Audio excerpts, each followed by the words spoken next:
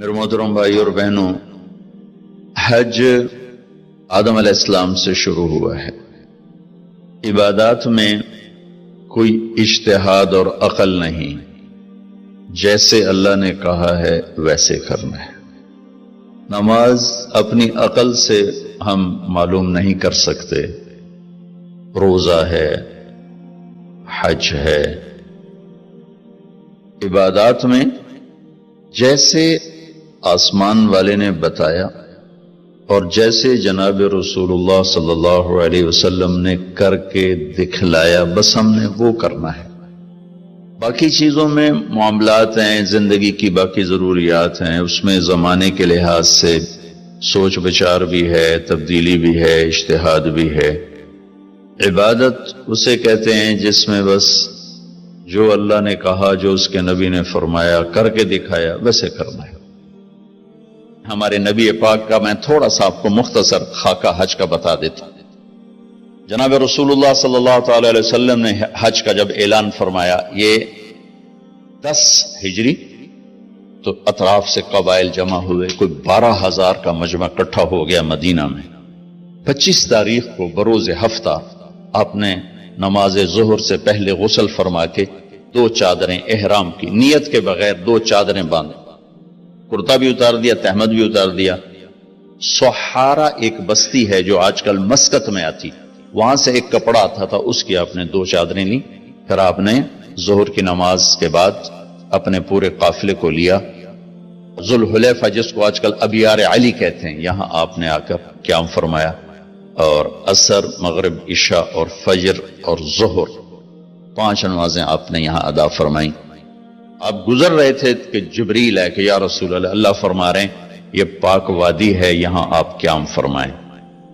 ایک رات کی قیام کے بعد صبح آپ نے فجر کی نماز کے بعد غسل فرمایا، خوشبو لگائی، اپنے بالوں کو تیل لگایا، پھر شہد لگایا۔ شہد گوند کا کام دیتا ہے، چونکہ اب ننگے سر جانا تھا تو بال بڑے تھے، آپ کے شانوں تک آئے ہوئے تھے، تو آپ نے ان کو شہد لگا کے نا وہ جوڑ دیا، آپس میں جوڑ دیا۔ اور عائشہ رضی اللہ تعالیٰ نے آپ کو خوشبو لگائی۔ جسم پہ خوشبو لگا سکتے ہیں احرام سے پہلے، احرام کے کپڑے کو نہیں، جسم پہ خوشبو لگا سکتے ہیں احرام کی نیت کرنے سے پہلے۔ بالوں میں، مانگ میں آپ نے خوشبو لگائی۔ پھر اس کے بعد آپ نے ظہر کی نماز ادا فرمائی اور آپ اونٹنی پہ سوار ہوئے اور قبلہ رخ ہو کر آپ نے کہا لبیک حجۃ اللہم لبیک۔ آپ نے حج کا احرام باندھا تو جبریل آئے کہ یا رسول اللہ، اللہ تعالیٰ فرما رہے ہیں عمرے کو شامل فرمائے۔ وہاں سے آپ چلے، آپ کے ساتھ کوئی 12,000 کا مجمع تھا، اور آپ ملل میں آپ نے قیام فرمایا۔ ملل سے نکلے اور روحا میں پہنچے۔ روحا میں کنواں ہے، وہاں 70 نبیوں نے قیام کیا ہے حج کے دوران، حج پر جاتے اور آتے ہوئے۔ وہاں آپ نے بھی قیام فرمایا، رات بھی ٹھہرے۔ روحا سے چل کر آپ افایا پہنچے، افایا سے عرج پہنچے، عرج سے ابوا پہنچے۔ ابوا پہنچے تو سامنے بستی تھی جہاں آپ کے سارے انتظام کیے گئے تھے رہائش کے، اور یہ قافلہ 12,000 کا اب 60-70,000 کا ہو چکا تھا۔ تو ابوا میں آپ کی والدہ کی قبر ہے، حضرت آمنہ رضی اللہ تعالیٰ عنہ کی قبر مبارک ہے۔ تو آپ سڑک سے یوں ہٹ گئے، اندر پہاڑوں میں چلے گئے۔ اکثر مجمع تو نیا تھا، انہیں نہیں سمجھ میں آیا کہ اللہ کے نبی اندر کہاں جا رہے ہیں۔ چندے کو پتا تھا کہ آپ کہاں جا رہے ہیں، تو آپ چلتے چلتے چلتے چلتے چلتے ایک جگہ اپنے اونٹنی کو بٹھایا، کوئی وہ 70-80 فٹ اونچا پہاڑ ہے، تو وہاں سے آپ اوپر چڑھے۔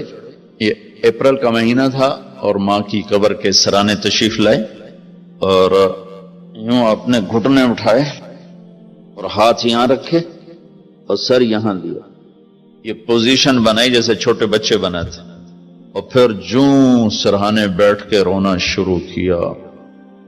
صدمہ تو چند دنوں بعد بھول جاتا، میں اب اپنی ماں کے یاد میں رونا بھی چاہوں تو رونا نہیں آتا، اپنے باپ کی یاد میں رونا بھی چاہوں تو رونا نہیں آتا۔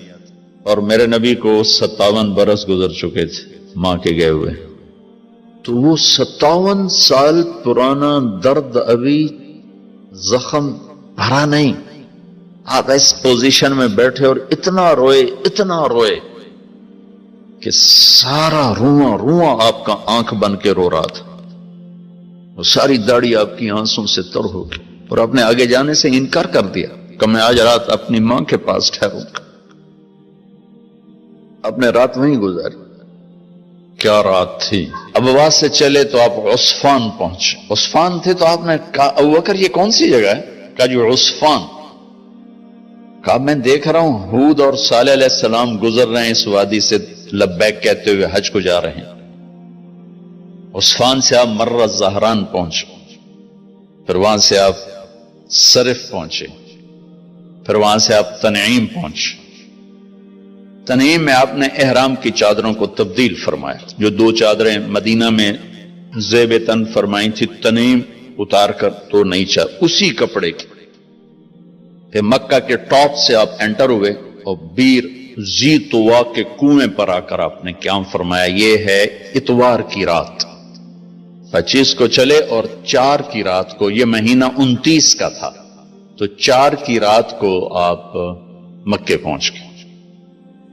اتوار کو صبح آپ نے غسل کیا، خالی پانی بہایا اور عمرہ کے لیے تشریف لے گئے۔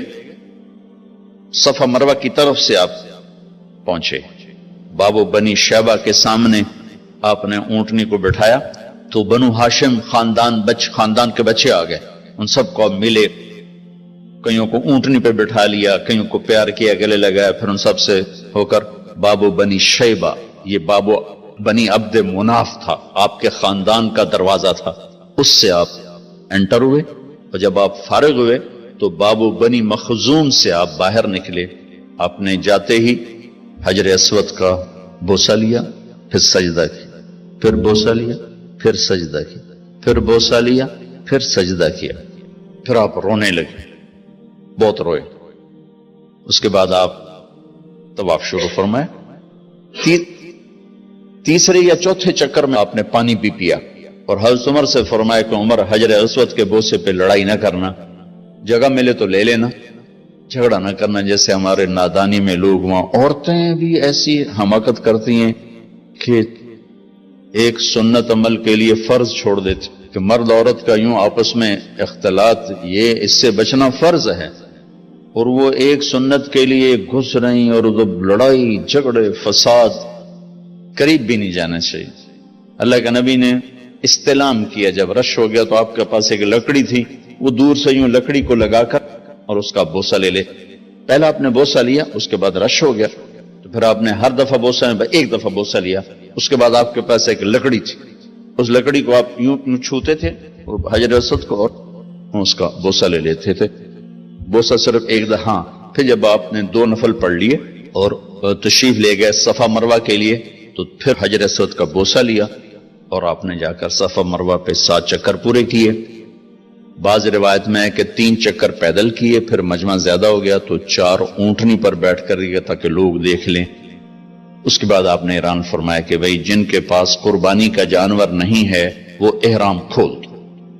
تو صحابہ نے کہا یا رسول اللہ آپ کھولیں، تو آپ نے فرمایا کہ میرے پاس قربانی کا جانور ہے، ابو بکر کے پاس، عمر، زبید، طلحہ یہ نہیں کھولیں گے جو کہ ان کے پاس بھی قربانی کا جانور ہے، باقی جن کے پاس نہیں کھول دو۔